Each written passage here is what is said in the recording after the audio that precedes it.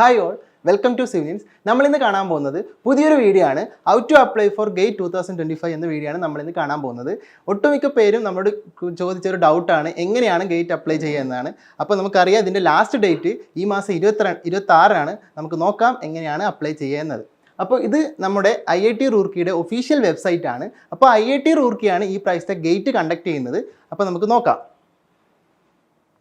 അപ്പോൾ നമുക്ക് ഒഫീഷ്യൽ വെബ്സൈറ്റിൽ കാണാവുന്ന മെനുകൾ എന്ന് വെച്ചാൽ ഡൗൺലോഡ്, ഓപ്പർച്യൂണിറ്റീസ്, ഇങ്ങനെ ഡിഫറെൻ്റ് ആയിട്ടുള്ള മെനൂസ് കാണാം. ഇതിൽ നമ്മൾ പോകേണ്ടത് ആപ്ലിക്കേഷൻ എന്ന് പറഞ്ഞൊരു ഓപ്ഷൻ ഉണ്ട്. അപ്പോൾ ആപ്ലിക്കേഷനിൽ പോയി കഴിഞ്ഞാൽ നമുക്കൊരു അപ്ലൈ ഓൺലൈൻ എന്ന് പറഞ്ഞൊരു മോഡ് കാണാം.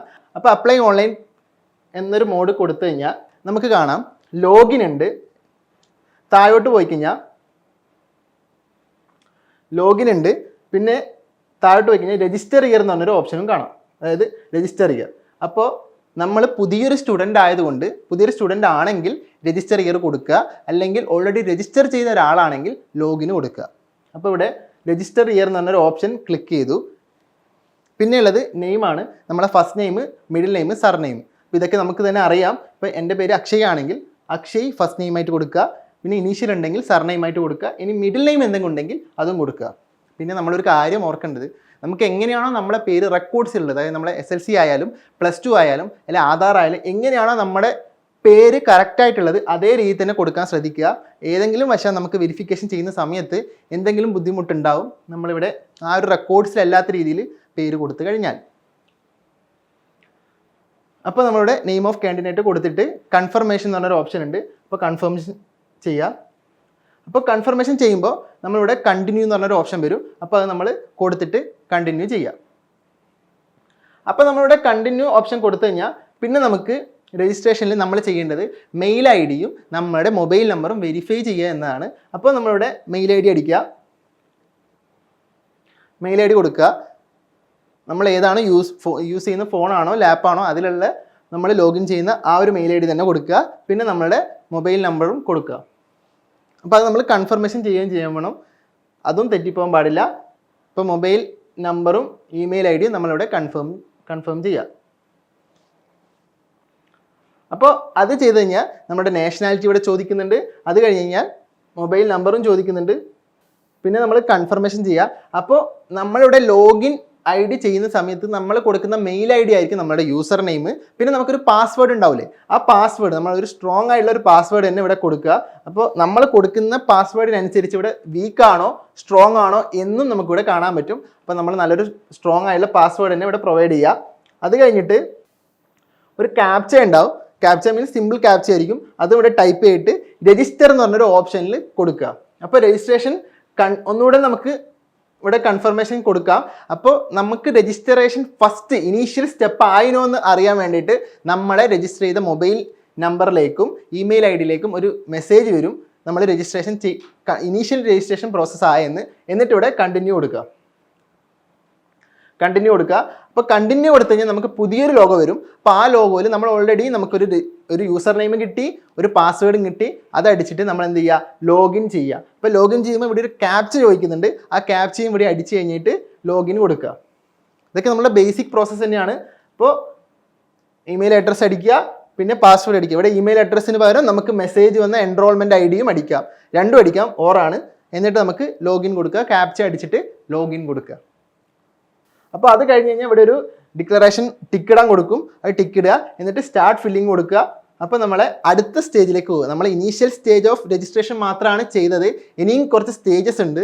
അപ്പോൾ അതിലേക്ക് നമുക്ക് പോകാം. അപ്പോൾ അതിലേക്ക് പോകുമ്പോൾ നമുക്കിവിടെ കാണാൻ പറ്റുന്നത് വെച്ചാൽ 6 സ്റ്റേജ് ആയിട്ടാണ് ഉള്ളത്. ഫസ്റ്റ് സ്റ്റേജ് എക്സാം സ്റ്റേജ്, പിന്നെ personal, address, degree, documents, declaration. ഇത് കഴിഞ്ഞ് കഴിഞ്ഞാൽ അടുത്ത സ്റ്റേജ് പേയ്മെൻ്റ് ആണ്. അതോടെ നമ്മുടെ കംപ്ലീറ്റ് രജിസ്ട്രേഷൻ കഴിഞ്ഞു. അപ്പോൾ നമുക്ക് നോക്കാം. എക്സാമിലേക്ക് പോകുമ്പോൾ ഇവിടെയാണ് ഒട്ടുമിക്ക പേരും ചോദിച്ചൊരു ഡൗട്ടാണ്, സാറേ പേപ്പർ 1 ആണോ പേപ്പർ 2 ആണോ, പേപ്പർ 2 എന്ന് വെച്ചാൽ എന്താണ്? അപ്പോൾ നമുക്ക് നോക്കാം. അപ്പോൾ പേപ്പർ 1 എന്ന് വെച്ചാൽ നമ്മളിപ്പോൾ സിവിൽ എഞ്ചിനീയറിംഗ് ആണെങ്കിൽ സിവിൽ എഞ്ചിനീയറിംഗ് ആയിരിക്കും നമ്മൾ പേപ്പർ 1, അല്ലെങ്കിൽ വേറെ ഡിപ്പാർട്ട്മെൻറ്റ് ആണെങ്കിൽ അതിനനുസരിച്ച് നമുക്കിവിടെ മാറ്റി കൊടുക്കാം. ഇനി പേപ്പർ 2, ഇപ്പോൾ പേപ്പർ 2 എന്ന് വെച്ചാൽ നമ്മളിപ്പോൾ സിവിലാണ് കൊടുത്തതെങ്കിൽ പേപ്പർ 2 എന്ന് പറയുമ്പോൾ നമുക്ക് എൻവയോൺമെൻറ്റൽ എഞ്ചിനീയറിംഗ് ഉണ്ട്, ജിയോമാറ്റിക്സ് ഉണ്ട്, ആർക്കിടെക്ചർ, അങ്ങനെ ഡിഫറെൻ്റ് ആയിട്ടുള്ള ഓപ്ഷൻസ് ഉണ്ട്. അപ്പോൾ അത് നമ്മൾ നോക്കുന്നത് വെച്ചാൽ ഇപ്പം നമ്മൾ ഇൻട്രസ്റ്റ് അനുസരിച്ചാണ് നമ്മൾ ആ ഒരു ഓപ്ഷൻ കൊടുക്കേണ്ടത്. എനിക്കിപ്പോൾ നല്ല രീതിയിൽ എൻവയോൺമെൻറ്റിൽ അറിയാം, അല്ലെങ്കിൽ നല്ല രീതിയിൽ ഏരിയ ഓഫ് ഇൻട്രസ്റ്റ് എൻവയോൺമെൻറ്റിലാണെങ്കിൽ നമ്മൾ പേപ്പർ 2 ആയിട്ട് കൊടുക്കേണ്ടത് എൻവയോൺമെൻറ്റലാണ്. ഇനി ജിയോമെട്രിക്സിലാണ് താല്പര്യമെങ്കിൽ ജിയോമെട്രിക്സ് പേപ്പർ 2 ആയിട്ട് കൊടുക്കുക. അതാ പറഞ്ഞത് നമ്മുടെ ഏരിയ ഓഫ് ഇൻട്രസ്റ്റ് അനുസരിച്ചാണ് നമ്മൾ എന്ത് കൊടുക്കേണ്ടത്, പേപ്പർ 2 കൊടുക്കേണ്ടത്. ഇനി അതിൻ്റെ അഡ്വാൻറ്റേജ് എന്താണെന്ന് വെച്ചാൽ, നമുക്കിപ്പോൾ ഫോർ എക്സാമ്പിൾ പറയുകയാണെങ്കിൽ നമ്മളിപ്പോൾ ഒരു IITസിലോ ഒരു NITസിലോ നമ്മൾ അഡ്മിഷൻ എടുക്കാൻ പോകുമ്പോൾ നമ്മൾ കൊടുക്കുമ്പോൾ നമ്മൾ പേപ്പർ 1 നമുക്ക് മാർക്ക് കുറവാണ്. പക്ഷെ നമുക്ക് അവിടെ ഇപ്പോൾ ഫോർ എക്സാമ്പിൾ ഞാൻ പറയുകയാണെങ്കിൽ നമുക്ക് എൻവയോൺമെൻറ്റൽ എഞ്ചിനീയറിംഗിന് നമുക്ക് അഡ്മിഷൻ വേണം. പക്ഷെ നമുക്ക് സിവിൽ എഞ്ചിനീയറിംഗ് പേപ്പർ 1 മാർക്ക് കുറവാണ്. പക്ഷെ നമുക്ക് എൻവയോൺമെൻറ്റിൽ നല്ല മാർക്കുണ്ട്. അതായത് നമുക്ക് കഴിഞ്ഞ വർഷത്തെ കട്ട് ഓഫ് പേപ്പർ 1 കട്ട് ഓഫിനേക്കാളും കുറവാണ്. പക്ഷെ നമുക്ക് പേപ്പർ 2 എൻവയോൺമെൻറ്റൽ എഞ്ചിനീയറിംഗ് നല്ല മാർക്ക് ഉണ്ടെങ്കിൽ ആ ഒരു ബേസിസിൽ നിങ്ങൾക്ക് അവിടെ അഡ്മിഷൻ കിട്ടും. അതാണ് അതിൻ്റെ ഒരു അഡ്വാൻറ്റേജ്. അങ്ങനെ നോക്കുമ്പോൾ എല്ലാത്തിനും ആ ഒരു അഡ്വാൻറ്റേജ് ഉണ്ട്. പേപ്പർ 2 ആയിട്ട് കൊടുക്കുന്ന ജിയോമാറ്റിക്സ് ആയാലും ആർക്കിടെക്ചർ ആയാലും ബാക്കിയുള്ള എല്ലാ സബ്ജക്റ്റിൻ്റെ അഡ്വാൻറ്റേജ് ഇങ്ങനെ തന്നെയാണ് വരിക. അപ്പോൾ നമ്മളെ ഏരിയ ഓഫ് ഇൻട്രസ്റ്റ് അനുസരിച്ച് പേപ്പർ 1 വേണോ പേപ്പർ 2 വേണോ എന്ന് നമ്മൾ തന്നെ ഡിസൈഡ് ചെയ്യണം. അതല്ല പേപ്പർ 1 എന്തായാലും എല്ലാവരും എഴുതുന്നതാണ്, പേപ്പർ 2 നമ്മൾ ഡിസൈഡ് ചെയ്യേണ്ടത് നമ്മുടെ ഏരിയ ഓഫ് ഇൻട്രസ്റ്റ് അനുസരിച്ചാണ്. അപ്പോൾ ഇവിടെ കൊടുക്കുക, ഇവിടെ നമ്മൾ 1 കൊടുത്തു കഴിഞ്ഞാൽ നമുക്ക് ഒരു പേപ്പർ എഴുതാൻ പറ്റും. അത് നമ്മുടെ സിവിൽ എഞ്ചിനീയറിംഗ് മെയിൻ പേപ്പറാണ്. ഇനി ബാക്കിയുള്ളത് ഓപ്ഷനിലാണ്. അത് നമുക്ക് അവിടെ പേപ്പർ 2 എന്ന് പറഞ്ഞിട്ട് കൊടുത്തിട്ട് ഓപ്ഷനും കൊടുക്കുക. അപ്പോൾ നമ്മളിവിടെ സിവിൽ എഞ്ചിനീയറിംഗ് കൊടുത്തു. ഇനി ഞാൻ പറഞ്ഞുതരാം ഏതൊക്കെയാണ് പേപ്പർ 2-ലുള്ളതെന്ന് നമുക്ക് നോക്കാം. ഇപ്പോൾ 2 ഇവിടെ കൊടുത്തു. അപ്പോൾ 2 കൊടുത്തു കഴിഞ്ഞാൽ കാണാം ഇതൊക്കെയാണ് നമ്മൾ സിവിൽ കൊടുത്തുകൊണ്ടാണ് ഇത്രയും ഓപ്ഷൻ വന്നത്. ഇനി നമുക്ക് വേറെയാണ് കൊടുക്കുന്നത്. ഇപ്പോൾ മെക്കാനിക്കൽ കൊടുത്തു കഴിഞ്ഞാൽ മെക്കാനിക്കൽ എഞ്ചിനീയറിംഗ് ആണെങ്കിൽ അടുത്ത ഓപ്ഷൻ വരും. അങ്ങനെ ഡിഫറെൻറ്റ് ഓപ്ഷൻ നമുക്ക് ഇവിടെ തന്നെ സെലക്ട് ചെയ്യാം. അപ്പോൾ നമ്മൾ കൊടുത്തിരിക്കുന്നത് സിവിലാണ്. അപ്പോൾ aerospace engineering, agriculture engineering, geomatics, പിന്നെ ഉള്ളത് എൻവയോൺമെൻറ്റൽ സയൻസ്, പിന്നെ എഞ്ചിനീയറിംഗ് സയൻസ്, ഇങ്ങനെയുള്ള ഡിഫറെൻ്റ് ആയിട്ടുള്ള ഓപ്ഷനും നമുക്കുണ്ട്. അപ്പോൾ നമ്മൾ അതിനനുസരിച്ച് കൊടുക്കുക. അപ്പോൾ ഇത് കുറേ സ്റ്റുഡൻസ് ചോദിച്ചൊരു ഡൗട്ടാണ്, ഇതിൽ പേപ്പർ 1 പേപ്പർ 2 എന്താണ്. അപ്പോൾ അത് ഇപ്പോഴും ചോദിക്കുന്നുണ്ട്. അതുകൊണ്ടാണ് ഈ ഒരു വീഡിയോ ആയിട്ട് നിങ്ങളുടെ മുന്നിൽ എത്തിയിരിക്കുന്നത്. അപ്പോൾ ഈ ഒരു ഡൗട്ട് ക്ലിയർ ആയെന്ന് പ്രതീക്ഷിക്കുന്നു. ഇനി നമുക്ക് മുന്നോട്ട് പോവാം. അപ്പോൾ ഇനി മുന്നോട്ട് പോകുമ്പോൾ അപ്പോൾ അടുത്തത് നമുക്ക് കാണാനുള്ളത് സിറ്റീസ് ആണ്. അപ്പോൾ നമ്മൾ പലരും പല സ്ഥലത്താണല്ലോ. അപ്പം നമ്മൾ ആലോചിക്കണം, നമ്മൾ ഫെബ്രുവരിയിലാണ് എക്സാം. അപ്പോൾ ഫെബ്രുവരി എക്സാം സമയത്ത് നമ്മൾ എവിടെയായിരിക്കും അവൈലബിലിറ്റി, അതിനനുസരിച്ച് വേണം നമ്മൾ എക്സാം സിറ്റി കൊടുക്കേണ്ടത്. ഇപ്പം ഞാനിപ്പോൾ ചിലപ്പം വേറെ സ്ഥലത്താണെങ്കിൽ ഇപ്പോൾ ബാംഗ്ലൂരാണ്, പക്ഷേ നമ്മളൊരു ഫെബ്രുവരി ആകുമ്പോൾ നമുക്കൊരു ഐഡിയ വേണം നമ്മൾ എവിടെയായിരിക്കും, അതിനനുസരിച്ച് നമ്മൾ എക്സാം സിറ്റി കൊടുക്കുക.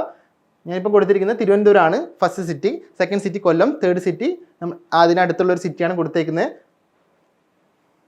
അപ്പോൾ അതിനനുസരിച്ച് കൊടുക്കുക, സേവ് അടിക്കുക, പിന്നെ നെക്സ്റ്റിലേക്ക് പോവുക.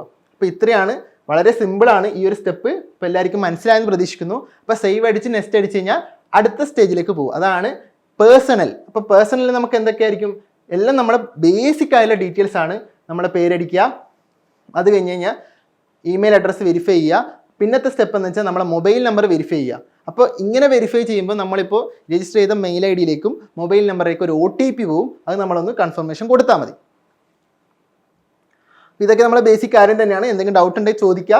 ഇതൊക്കെ നമുക്ക് സിമ്പിളായിട്ട് നമുക്ക് ചെയ്യാൻ പറ്റാവുന്ന കാര്യം തന്നെയാണ്. അപ്പോൾ നമ്മൾ മെയിൽ ID കൊടുത്തു, മൊബൈൽ നമ്പറും വെരിഫൈ ചെയ്തു. പിന്നെയുള്ള നമ്മൾ സാധാ ബേസിക് ആയിട്ടുള്ള കാറ്റഗറി ചോദിക്കുന്നുണ്ട്, പിന്നെ ഡേറ്റ് ഓഫ് ബർത്ത് ചോദിക്കുന്നുണ്ട്, പിന്നെ ഏതാണ് നാഷണാലിറ്റി, ഇതൊക്കെ ചോദിക്കുന്നുണ്ട്. പിന്നെ അത് കഴിഞ്ഞ് കഴിഞ്ഞാൽ പിന്നെ നമ്മുടെ കൺട്രി, പിന്നെ നമ്മളൊരു ID പ്രൂഫ് ചോദിക്കുന്നുണ്ട്.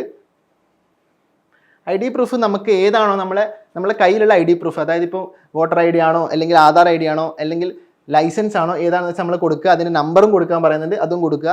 പിന്നെയുള്ള നമ്മളെ പാരൻ്റ് അല്ലെങ്കിൽ ഗാർഡിയൻ്റെ നമ്പറാണ്, ഗാർഡിയനാണ്, അത് അവരുടെ ഡീറ്റെയിൽസ് ആണ്. അവരെവിടെയാണ് ഇപ്പോൾ സ്റ്റേ ചെയ്യുന്നത്, അവരുടെ മൊബൈൽ നമ്പർ കൊടുക്കുന്ന, അവരുടെ റിലേഷൻഷിപ്പ് എന്തൊക്കെയാണ്, അത് കൊടുക്കുക. അപ്പോൾ ഈ 3 സ്റ്റേജ് ആകുമ്പോൾ നമ്മൾ ഈ പേഴ്സണൽ ആ ഒരു സ്റ്റേജ് കംപ്ലീറ്റ് ആവും. എന്നിട്ട് അത് കഴിഞ്ഞിട്ട് സേവ് അടിക്കുക, നെക്സ്റ്റ് അടിക്കുക. പിന്നെ ഒരു കാര്യം ശ്രദ്ധിക്കണം, നമ്മൾ ഈ കൊടുക്കുന്ന ഡീറ്റെയിൽസ് ഒക്കെ കറക്റ്റ് ആയിരിക്കണം. എവിടെയൊക്കെയാണോ നമ്മളെ റെക്കോർഡ്സിലുള്ള അതേപോലെ തന്നെ നമ്മൾ കൊടുക്കാൻ വേണ്ടി ശ്രദ്ധിക്കുക, എവിടെയും തെറ്റിക്കാതിരിക്കുക. നമ്മൾ വെരിഫൈ ചെയ്യുന്ന സമയത്ത് അവരെന്തായാലും ചെക്ക് ചെയ്യും. അപ്പോൾ നമുക്ക് SLCയിലുള്ളതും നമ്മളെ +2-ലുള്ളതായാലും അതേ റെക്കോർഡുള്ള പോലെ തന്നെ നമ്മൾ കൊടുക്കാൻ വേണ്ടി ശ്രമിക്കുക. അപ്പോൾ ഇനി അടുത്ത സ്റ്റേജാണ്, അതായത് പേഴ്സണൽ സ്റ്റേജ്. കൺഫർമേഷൻ കൊടുത്തു, പിന്നെ ഉള്ളത് അടുത്ത സ്റ്റേജ് സേവ് കൊടുത്ത് നെക്സ്റ്റ് അടിച്ച് കഴിഞ്ഞാൽ അടുത്ത സ്റ്റേജിലേക്ക് പോകും. അപ്പോൾ അടുത്ത സ്റ്റേജിലേക്ക് പോകുമ്പോൾ നമ്മളെ അഡ്രസ്സാണ്, നമ്മുടെ വീട്ടിൻ്റെ അഡ്രസ്സാണ് കൊടുക്കേണ്ടത്. പിൻകോഡ് കൊടുക്കുക, കൺട്രി കൊടുക്കുക, സ്റ്റേറ്റ് കൊടുക്കുക, പിന്നെ അഡ്രസ് ലൈൻ 1 കൊടുക്കുക, നമ്മളെ വീടിൻ്റെ അഡ്രസ്സും അതിൻ്റെ സിറ്റിയും കൊടുത്തു കഴിഞ്ഞിട്ട് അടുത്ത സേവ് അടിക്കുക, നെക്സ്റ്റ് അടിക്കുക. അപ്പോൾ അടുത്ത സ്റ്റേജിലേക്ക് പോകും. പിന്നെ ഇനി കൂടുതൽ പേരും ചോദിക്കുന്ന അടുത്ത സ്റ്റേജിൻ്റെ ഡിഗ്രി, നമ്മളെ ക്വാളിഫിക്കേഷനാണ്. നമുക്കറിയാം ഗേറ്റ് എന്ന് പറയുന്നത് മിനിമം ക്വാളിഫിക്കേഷൻ ബിടെക് ആണ്. എംടെക് ആയവർക്കും PhD കാർക്കും എല്ലാവർക്കും ഇത് എഴുതാം. അപ്പോൾ നമ്മൾ പഠിച്ച ബിടെക് കോളേജിൻ്റെ പിൻകോഡാണ് ഇവിടെ ചോദിക്കുന്നത്. അപ്പോൾ അത് നമ്മളിവിടെ ടൈപ്പ് ചെയ്യുക. പിന്നെ അത് കഴിഞ്ഞിട്ട് കൺട്രിയാണ് ചോദിക്കുന്നത്. കൺട്രി, സ്റ്റേറ്റ്, കോളേജ്, നമ്മൾ കോളേജ് സിറ്റി ചോദിച്ചിരിക്കുന്നത്. പിന്നെ നമ്മുടെ രജിസ്റ്റർ നമ്പർ, ബിടെക്കിൻ്റെ രജിസ്ട്രേഷൻ നമ്പറാണ് ചോദിക്കുന്നത്. പിന്നെ അത് കഴിഞ്ഞാൽ നമ്മളെ ക്വാളിഫൈങ് ഡിഗ്രി, അത് നമ്മളിവിടെ ക്വാളിഫൈങ് ഡിഗ്രി ചോദിക്കുമ്പോൾ നമുക്ക് മിനിമം ക്വാളിഫിക്കേഷൻ ബിടെക് ആണ്. അപ്പോൾ നമ്മളിപ്പോൾ എംടെക് ആയാലും ബിടെക് കൊടുക്കുന്നതാണ് നല്ലത്. ഇനിയിപ്പോൾ നമുക്കിപ്പോൾ എംടെക്കിൽ സ്പെഷ്യലൈസേഷൻ കൊടുക്കണം എന്നുള്ളവർ നമ്മൾ അതേഴ്സ് എന്ന് പറയുന്ന ഓപ്ഷൻ അവിടെ ഉണ്ട്. അപ്പോൾ അതും കൊടുക്കാം. അപ്പോൾ നമ്മൾ കൊടുക്കുമ്പോൾ ഏതായാലും ഇപ്പം ബിടെക് മിനിമം ക്വാളിഫിക്കേഷൻ ആയതുകൊണ്ട് ബിടെക് കൊടുക്കുന്നതാണ് നല്ലത്. ഇനിയിപ്പോൾ കൊടുക്കാം, എംടെക് ഒക്കെ ഉള്ളവർക്ക് സ്പെഷ്യലൈസേഷൻ കൊടുക്കണമെങ്കിൽ അതേഴ്സ് പറഞ്ഞിട്ട് കൊടുക്കുന്നതിനും പ്രശ്നമില്ല. അപ്പോൾ ഇത്രയും കാര്യം ക്ലിയർ ആയെന്ന് പ്രതീക്ഷിക്കുന്നു. ഇനി നമുക്ക് അടുത്തതിലേക്ക് പോവാം. ഇപ്പോൾ ഇവിടെ ക്വാളിഫൈങ് ഡിഗ്രി നമുക്ക് ഡിഫറെൻ്റ് ആയിട്ടുള്ള ഓപ്ഷൻ ഉണ്ട്. അപ്പോൾ ബിടെക്കിൽ നിന്ന് കൊടുത്തു. ഇനി നമുക്കറിയാം ഗേറ്റ് എന്ന് പറയുന്ന എക്സാം ഇപ്പം കോളേജ് സ്റ്റുഡൻസ്, അതായത് 3rd ഇയേഴ്സും 4th ഇയേഴ്സിനും അപ്ലൈ ചെയ്യാവുന്ന ഒരു എക്സാമാണ് ഗേറ്റ്. അപ്പോൾ അതുകൊണ്ടാണ് ഇവർ ചോദിച്ചിരിക്കുന്നത് have you graduated about degree. അപ്പോൾ നമ്മളിപ്പോൾ പാസ് ഔട്ട് ആയവരാണെങ്കിൽ എസ് കൊടുക്കുക. ഇവ പഠിച്ചുകൊണ്ടിരിക്കുന്ന ആളാണെങ്കിൽ നോ കൊടുക്കുക. എന്നിട്ട് നമ്മൾ പാസ് ഔട്ട് ആയവരാണെങ്കിൽ അവരുടെ പാസ് ഔട്ടിങ് ഇയർ കൊടുക്കുക. പിന്നെ ഏത് യൂണിവേഴ്സിറ്റിയാണെന്ന് കൊടുക്കുക.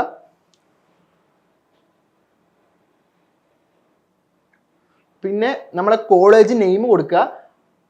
അതും കൊടുത്തിട്ട് സേവ് നെക്സ്റ്റ് അടിച്ച് കഴിഞ്ഞാൽ നമ്മൾ അടുത്ത ഡോക്യുമെന്റ് സ്റ്റേജിലേക്ക് പോകും. ഇപ്പോൾ ഡോക്യുമെന്റ് സ്റ്റേജ് എന്ന് പറയുമ്പോൾ നമ്മുടെ ഫോട്ടോ വെരിഫൈ ചെയ്യുക, സിഗ്നേച്ചർ വെരിഫൈ ചെയ്യുക, പിന്നെ നമ്മുടെ ഏതെങ്കിലും ഒരു ഫോട്ടോ ID, വാലിഡ് ആയിട്ടുള്ള ഒരു ഐഡിയും വെരിഫൈ ചെയ്യുക, അതായത് അപ്ലോഡ് ചെയ്യുക.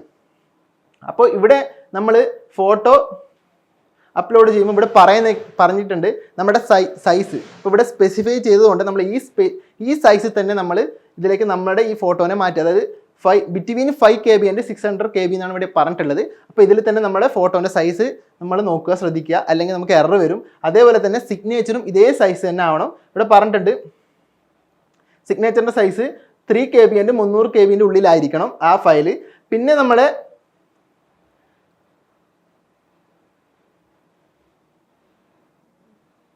നമ്മൾ പറഞ്ഞേക്കുന്നത്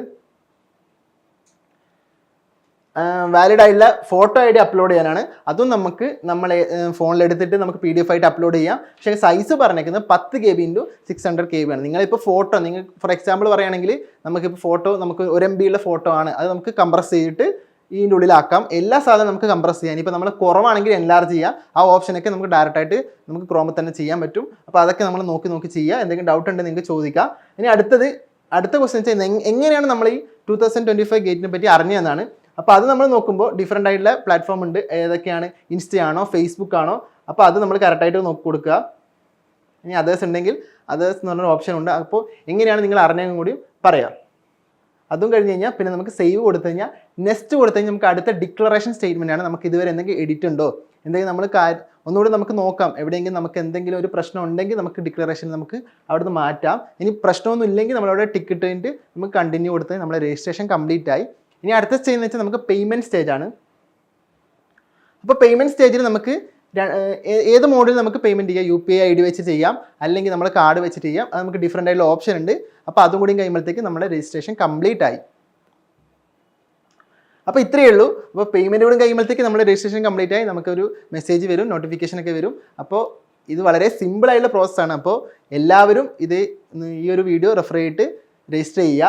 ഇനി കൂടുതൽ എന്തെങ്കിലും ഡൗട്ട് ഉണ്ടെങ്കിൽ നമ്മളോട് ചോദിക്കുക. അപ്പോൾ നമ്മുടെ ലാസ്റ്റ് ഡേറ്റ് ഈ മാസം 26-ാം തീയതിയാണ്. അപ്പോൾ ഇതുവരെ അപ്ലൈ ചെയ്യാത്തവർ എത്രയും പെട്ടെന്ന് തന്നെ അപ്ലൈ ചെയ്യുക. അപ്പോൾ thank you. Start your preparations for engineering competitive exams from top educators. Learn from the best.